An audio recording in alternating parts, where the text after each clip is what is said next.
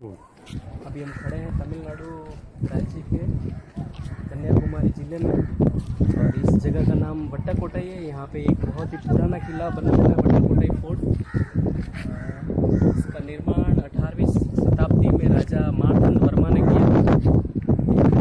मार्तंड वर्मा जो ट्रावनकोर रियासत थी, भारत की सबसे पुरानी रियासतों में एक रियासत थी ट्रावनकोर रियासत। ट्रावनकोर रियासत का साम्राज्य देखें तो वर्तमान में केरल जो राज्य है उसकी राजधानी त्रिवेंद्रम से लगा के उसके पास एक छोटा सा शहर है कोल्लम।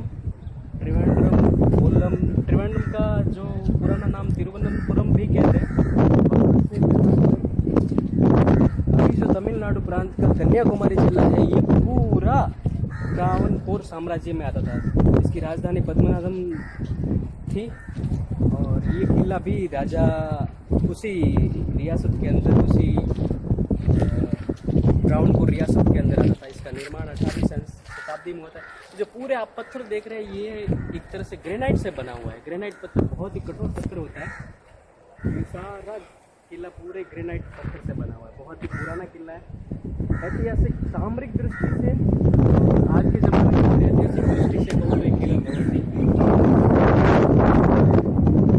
बहुत ही ये पुराने ज़माने में एक स्विमिंग पूल है जहाँ पे लोग सैनिक थे स्नान के लिए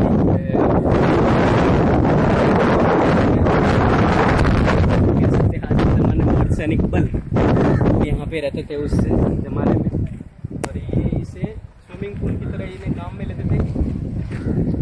इसकी एक रोचक जानकारी बताऊंगा। ये किले का निर्माण राजा पोलैंड का एक सेनापति था, उसकी से ये किले का निर्माण हुआ था। उसकी सामरिक दृष्टि से समुद्र के पास किला होना चाहिए और उसने राजा को ये बताया था। इसमें भी एक रोचक जानकारी ये है कि जो सेनापति था, डच सेनापति, वहाँ की सेनाओं का यहाँ से जगह है वहाँ पर लड़ाई हुई। अब देखिए जो डच सेना की तरफ से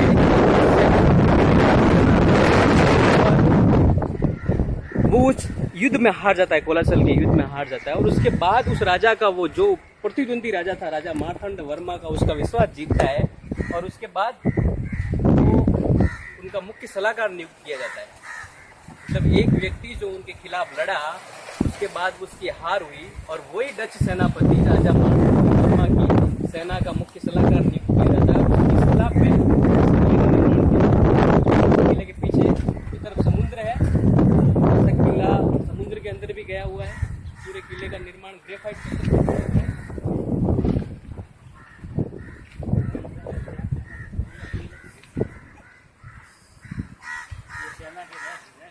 ये सारे बैरक है, छोटे छोटे बैरक बने हुए हैं, जो किले बने हुए बैरक है।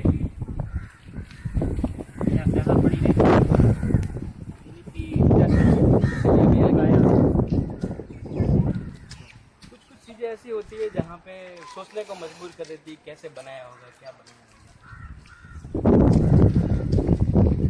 यहाँ से कन्याकुमारी अगर आप जो फेमस जगह है, प्रसिद्ध जगह है कन्याकुमारी, यहाँ से लगभग 7 से 8 किलोमीटर दूर है।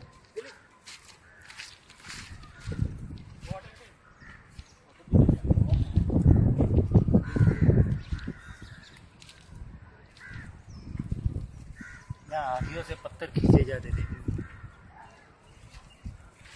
ये मुगलकालीन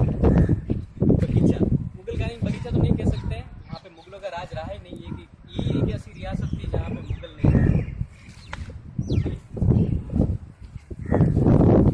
सैनिक ट्रिप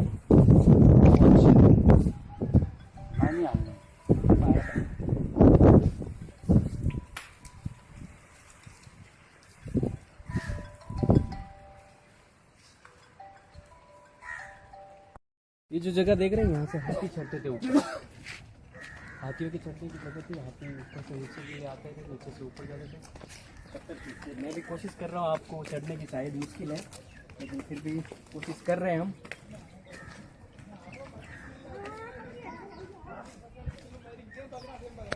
दिख रहे हैं हम।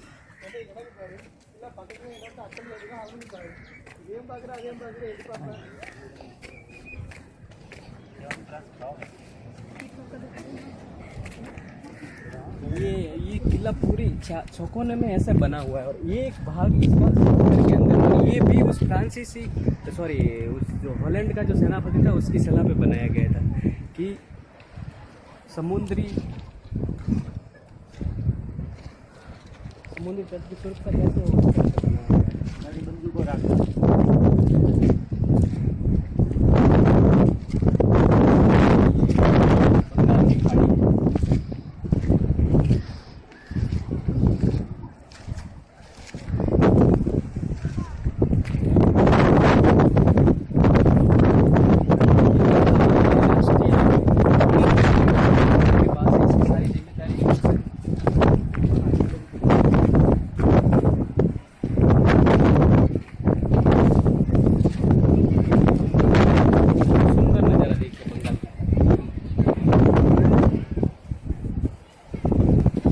예감이 뭐네.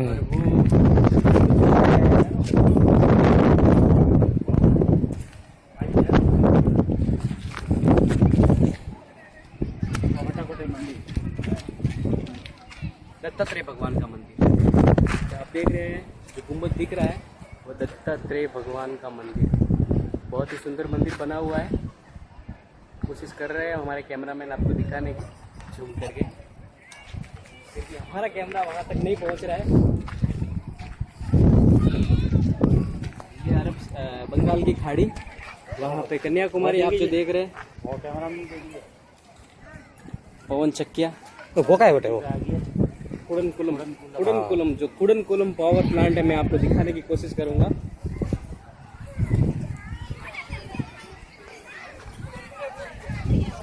बच्चे आए हुए हैं।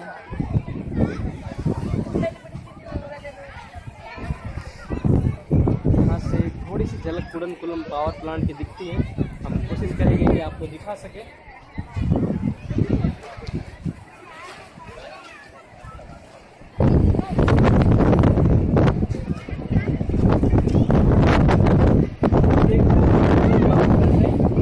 ये पूरी बंगाल की खाड़ी है, पावर प्लांट आया हुआ है, उसका बहुत अधिकांश हिस्सा शुरू हो चुका है। इस तरफ आप देखेंगे ये कन्याकुमारी है। कन्याकुमारी के उस तरफ हिंद महासागर। कन्याकुमारी जाएंगे तो आपको तीनों समुद्र साथ में एक साथ दिखेंगे, अरब महासागर, हिंद महासागर और बंगाल की खाड़ी। किले की बनावट देखिए, कितने बड़े बड़े ब्लॉक्स हैं। आपको एक बार सोचने के लिए मजबूर कर देंगे कि इतने बड़े ब्लॉक्स उस जमाने में कैसे लाए होंगे। ये सारा ग्रेफाइट है, सारे ग्रेफाइट पत्थर है, बहुत ही कठोर पत्थर है ये।